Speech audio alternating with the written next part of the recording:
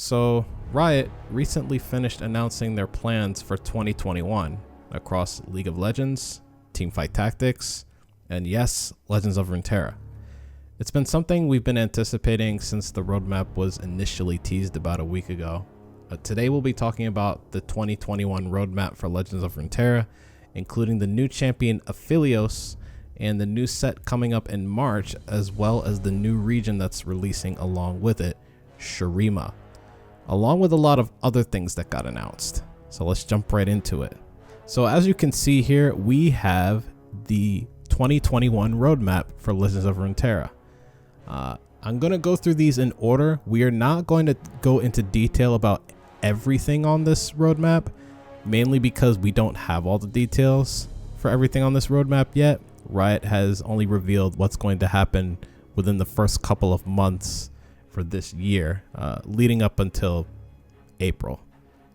Before April, actually, only leading up until March. So, and we'll go in order. So for January, first off, we've got a new lab. It is a co-op versus AI lab that is called United Front, and this is actually coming on January 13th. Basically, the way it's going to work is that you can either queue up this lab with someone already on your friends list, or you can queue up by yourself and you'll be paired with someone randomly that also queued by themselves. Both of you will share the same board and the same nexus, but you'll each control your own deck in hand. One of you will play the role of attacker on the rounds where you'd be the attacker, and the other player will control the board on the turns where you're not the attacker. At the start, both players are offered a selection of champions, and the deck you get to play is determined by the champion you selected. Throughout the game, the Noxus forces will get more and more powerful each round, so you and your partner will have to work together to defeat them. You'll face either Darius, Draven, or Swain. There will be an additional set of communication emotes that you can use to help communicate with your partner. So this is a pretty cool idea. I know there are people in the community that want full-on 2v2 gameplay sometime in the future, and while this isn't quite that since it's PvE, this is one step closer to realizing that dream. Since this is potentially a stepping stone to that type of duos format, I hope this does well. I'll probably be playing a few of these just to see what it's like. Now moving on to February, we have the Aphelios champion expansion and a single player Legends lab.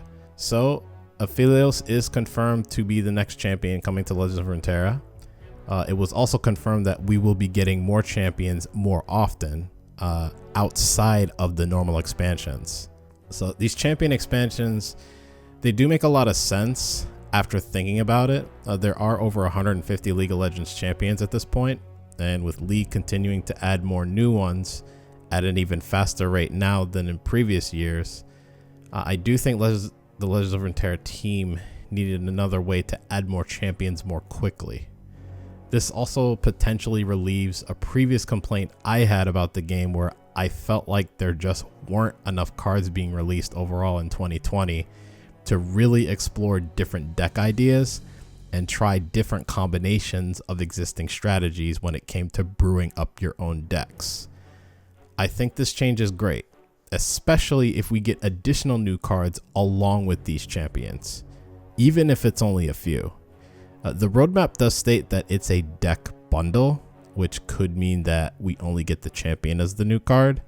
If that's the case, then I hope that changes in the future and more new cards are added to go along with these champions. The only thing that's up in the air about Aphelios at the time of this recording is his exact card text. One version of Aphelios shows that he has to see you play two other cards in a round to create moon weapons, while the version shown on the Legends of Runeterra blog doesn't have that requirement.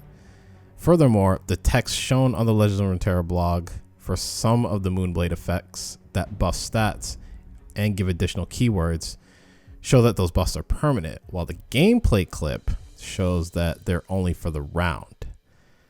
This tells me that while Aphelios is effectively done at this point, they're either not quite sure which version of Aphelios is actually going to end up going live, or The gameplay just simply showed an earlier version of Aphelios that they were testing, and that the one on the blog is the version we'll end up seeing. Or it could be vice versa, but I kind of doubt it. But anyway, because of that, I actually want to hold off on reviewing this card for now until we see what version we're going to end up with. All right, let's talk about the new single player Legends lab. So this is another lab format being added to the game where you can upgrade individual cards in your deck with things like increased stats, additional keywords, and other effects as you progress through a Legends lab. They did clarify that these new labs can either be single player or multiplayer or even other types of formats. But the first one we'll be getting is single player. This is scheduled to release alongside Aphelios at the same time. Moving on to March. So we have the new set that will be called Empires of the Ascended. We'll be getting an expansion event pass, champion mastery, and another social lab. So with the new set Empires of the Ascended, we are getting a new region, and that region is Shurima. The new mechanics involve seeking buried relics, predicting the future, and tapping into godlike power of the Ascended, according to what Jeff Jew announced during the Legends of Runeterra segment of what was next for 2021. I was honestly expecting either Shurima or the Void to be the next region added to the game. As far as their description of the new mechanics goes, I have a few thoughts on them. To me, Shurima gives off a little bit of League of Explorers vibes from Hearthstone, which for those who didn't play Hearthstone was kind of an Indiana Jones tomb exploration themed expansion that introduced a mechanic called Discover. While Shurima is definitely not exactly the same, seeking buried relics and tapping into the power of the Ascended could lead to a similar mechanic. The problem is we already have that mechanic from Targon, and it's called Invoke. So I'm hoping the mechanics are more unique. I think they will be. I'm just hoping Shurima doesn't get its own version of Invoke, because Invoke, while it was designed pretty well, has proven that the choose 3 cards from this set pool of cards is just an extremely powerful mechanic overall that can be abused competitively. Something that's happening right now in Legends of Runeterra with the recent Cosmic Creations expansion. And sometimes it's not exactly fun to play against, at least in my opinion. As far as the lore and theme of Shurima, I absolutely love it. Desert themes and locales that have been part of different worlds of the games I've played have almost always intrigued me and usually end up being one of my favorite things to see in games. Let's talk about the champion mastery, which is coming to Legends of Runeterra. So you'll be able to level up your champion mastery as you play games with said champion to get additional cosmic flair for them. So for people like me that maybe came from other card games but didn't really play League, this is a feature coming over from League of Legends. The additional cosmic flair, I'm assuming to be a different type of card style than what we have in game right now. Currently there's only one, which is the prismatic card style for your card collection. So I'm hoping there's at least one additional cosmetic that we can get for champion mastery, not just a card style. Maybe a themed card back for that champion, or at the very least a profile icon. But as far as that goes, that's all the detailed information we actually have for now. The only information we have for April and onward is what's shown on the roadmap here. I will mention a few things about the rest though. I'm particularly excited to see what the anniversary celebration will look like in April. I've been playing since the preview patch days, but April was the official release of Legends of Runeterra and when it left beta. I imagine there will be some type of event pass tied to this, similar to how other games handled their anniversary events, but with us having an event pass in March and then another one in May, that might not happen since that might be too many events. Champion skins sound interesting.